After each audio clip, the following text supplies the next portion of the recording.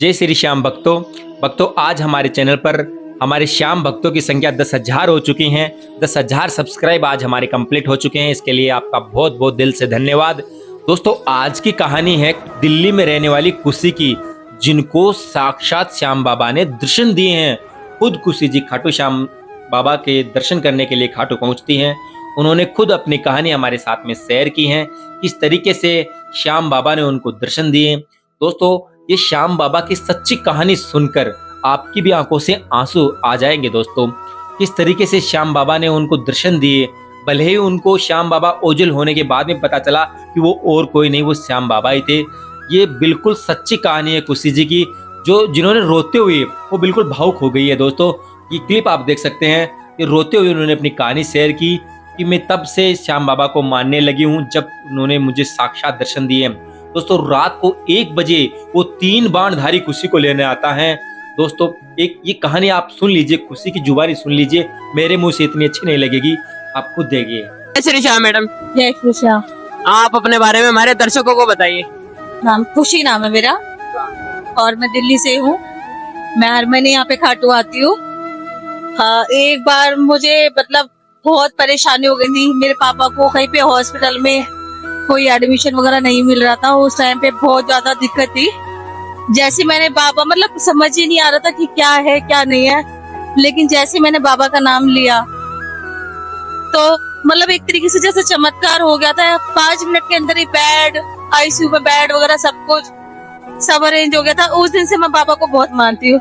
उसके बाद भी कई चमत्कार हुए, पर वो जो था उस दिन का मुझे समझ नहीं आया कि कैसे हो गया। उस टाइम पे कन्हैया मित्तल के गाने काफी चल रहे थे और नाम भी काफी चल रहा था, पर समझ नहीं आ रहा था मुझे कि सच में ऐसा होता होगा। लेकिन मुझे डॉक्टर ने जब बिल्कुल मना कर दिया ना कि आपके पापा आधे घंटे में कुछ भी हो सकता है, आप चले जाओ। आधे घंटे में ये सोच रही थी। हमारे पास मणिपाल हॉस्पिटल है, वहां पर भी मैंने कॉल किया था, कुछ भी नहीं हुआ।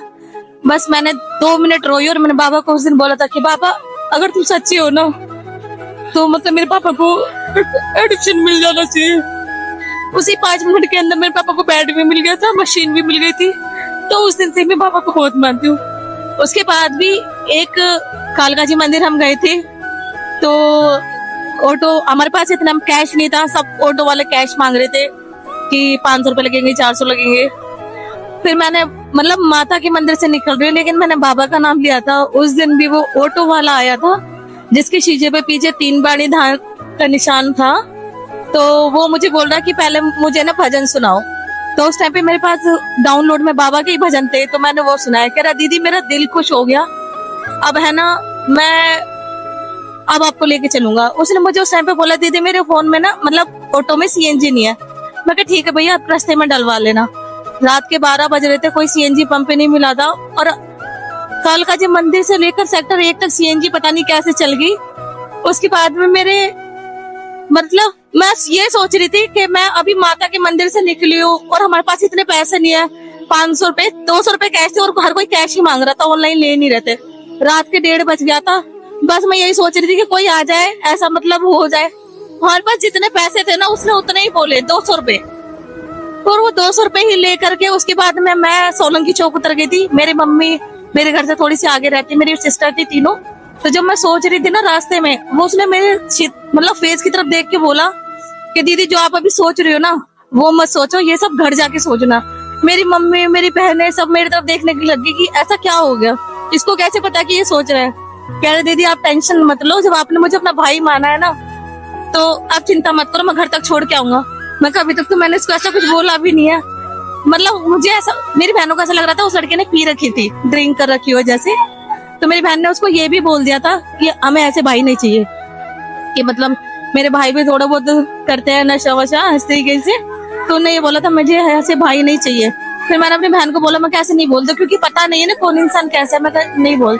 फिर जब मैं सोच रही थी, जब उसने लाइन बोली ना, उसके बाद में मैंने अपनी बहन को कॉल किया अपने ऑफिस के नंबर से। मेरे फोन का रिचार्ज खत्म हो गया था उस दिन। उसने मुझे बोला था, शिव मंदिर पे मेरी बहन को और मम्मी को छोड़ के गए थे, रास्ता खुदा हुआ था।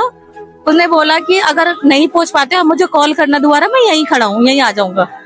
फिर उसने मेरी बहन का नंबर लिया, मेरा तो नंबर भी नहीं लिया था, ना मेरी बात हुई थी उससे। इतनी नंबर लिया उसने, मेरी बहन को कॉल आया कि दीदी आप पहुंच गए। उसने बोला हाँ भैया मैं पहुंच गई हूँ, आप चले जाओ।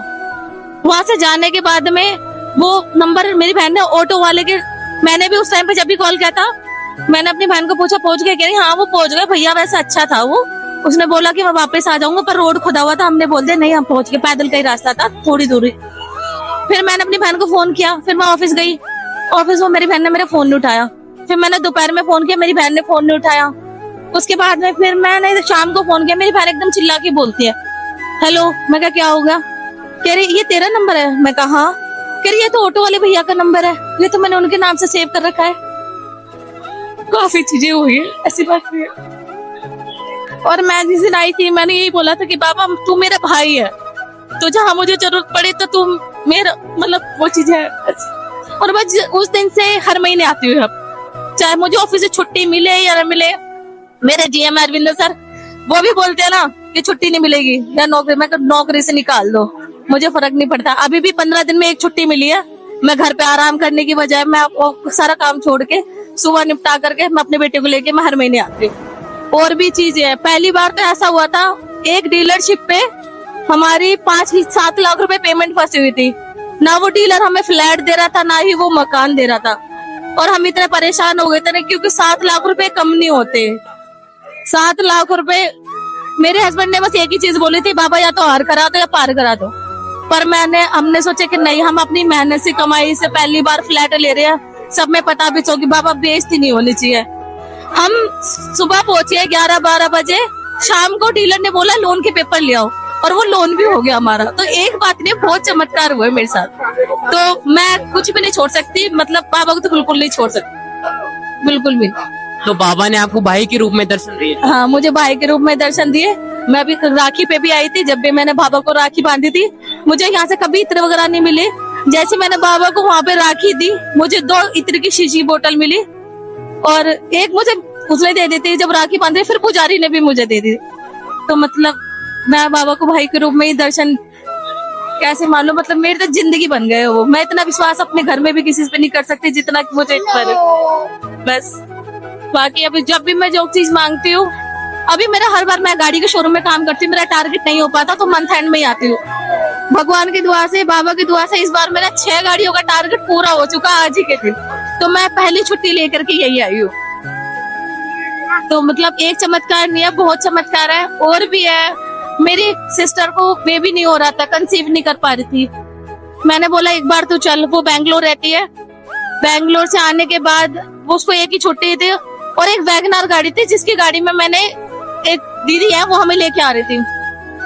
वैगनार में 5 बंदे बैठ सकते हैं, समझ नहीं आ रहा था कि कौन कैसा किसको लेके जाएगा, बट ऐसा हुआ कि गाड़ी में मैं भी आ गई, मेरे हस्बैंड भी आ गए, मेरे दोनों बच्चे आ गए, 2 लेडीज और आ गई, और भैया भी आ गए, और ड्राइवर भी आ, और मेरी बहन भी आ गई। हमें समझ नहीं आया गाड़ी में किसको कैसे कौन आया, और जैसी वो यहाँ से गई उसने 2 महीने बाद एक कंसीव कर लिया था, और उसकी बेटी हुई थी बैंगलोर में। अभी मैं वहाँ गई थी 1 महीने के लिए, अभी उसकी बेटी को भी लेके, वो तो थोड़ी बोल नहीं पाती थी, मतलब रो नहीं पा रही थी वो। जैसे ही वो 2 महीने की हुई थी यहाँ पे आए थे, अब मनोना धाम भी गए थे, वो उसे लेकर के यहाँ भी आए थे, जब से वो रोने भी लग गई है। तो काफी चीजें है, एक चीज तो है ही नहीं बताने के लिए, कितनी चीजें मैं बताऊं। तो मुझे तो दुनिया में किसी इंसान पे भरोसा नहीं है, मैं अपने को अपनी फैमिली में भी कहूँ तो मुझे किसी पे भरोसा नहीं जितना बाबा पे भरोसा। तो पूरी जिंदगी मेरी अब यहीं आती रहेगी, हर महीने मैं यहीं आती हूँ और आती रहूँ बस। और इससे ज्यादा मुझे खुद नहीं समझ में आता कि क्या है। आपने पूछा तो मैंने बता दिया, वरना मेरा आंसू पहले निकलते हैं, बात आती नहीं बात में। ये बाबा का चमत्कार है, बाबा का ही चमत्कार है, बहुत सच्ची। अगर सच्चे मन से मांगोगे ना यहाँ पे तो सब कुछ मिलेगा।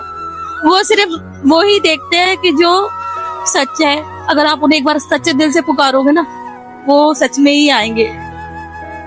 वो सच, मैंने खुद ये तो मैंने अपनी कहानी बताई है। एक मेरी संजू दीदी है, चुलकाना धाम गए थे, वो रास्ता भटक गए थे, उनको एक पुजारी के रूप में कंठी मोती माला घुंघरालू बाल तिलक लगा हुआ, रास्ता भूल गए थे। सोचो उन्होंने बताया कि मंदिर इधर है, उसके बाद में आते वक्त फिर वो रास्ता भूल गए। आधा रास्ता जाने के बाद वो वही बंदा फिर वही मिल गया, और उनके बच्चों को नहीं दिख रहे, वो सिर्फ बड़ों को दिख रहे थे, दोनों को। तो उनकी बेटी खुद बोल रही थी, दीदी हमें समझ ही नहीं आ रहा है किससे बात कर रहे हैं। ऐसा भी चुलकाना था, वहाँ पर भी चमत्कार है। हाँ वहाँ पर भी, जहाँ पे शीश का दान दिया था इन्होंने,